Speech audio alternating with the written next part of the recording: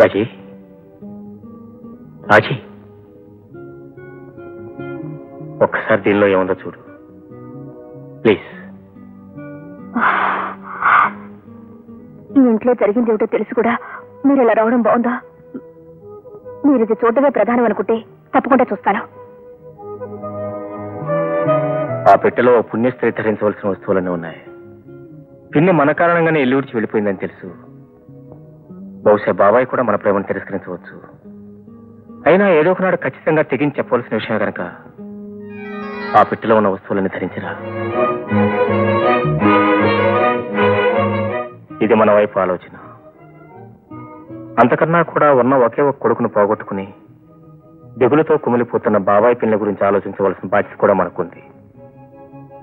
మనం జీవితంలో కలిస్తే ఎంత గొప్ప, కలవకుండా త్యాగం చేసినా కూడా అంతే గొప్ప. నువ్వు నాతో వస్తే ఎంత ఆనందం, రాకుండా బాబాయ్ పిల్లలతో ఉన్నా కూడా అంతే ఆనందం. మన జీవితాలకు ఉపయోగపడుతుంది అనుకుంటే నువ్వు ఆ పెట్టి తీసుకుని లోపలికి వెళ్ళు. లేదా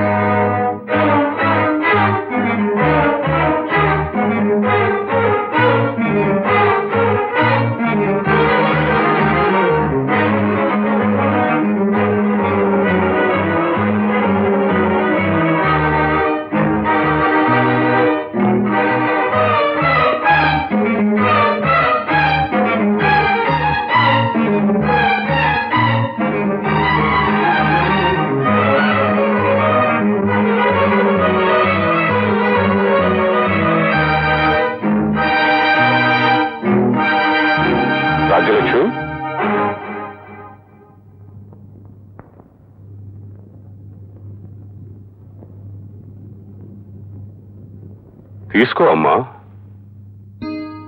పసుపు కుంకుమలనేవి 10 మందికి సౌభాగ్యం. ఈ వయస్సులో వాటికి నువ్వు దూరం కావడం దురదృష్టకరం. విధి మీద కోపంతో విరక్తిలోనైనా వాటిని అలా విసిరేయకూడదమ్మా. దాచుకో.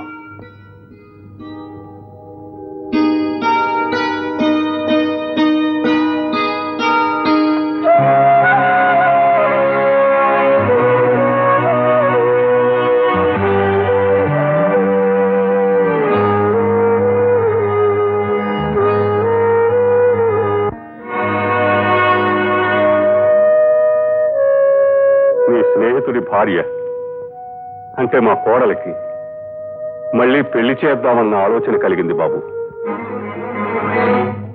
బాబాయ్, అదేమిటి మా కోడలికి పెళ్ళనగానే అంత ఆశ్చర్యపోయావేమిటి?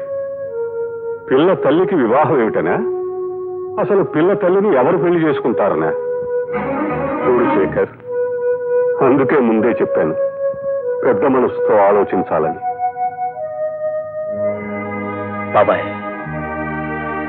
నేను రాజలక్ష్మి ప్రేమిస్తున్నాను. ఆమెను పెళ్లి చేసుకోవడానికి కూడా సిద్ధంగా ఉన్నాను.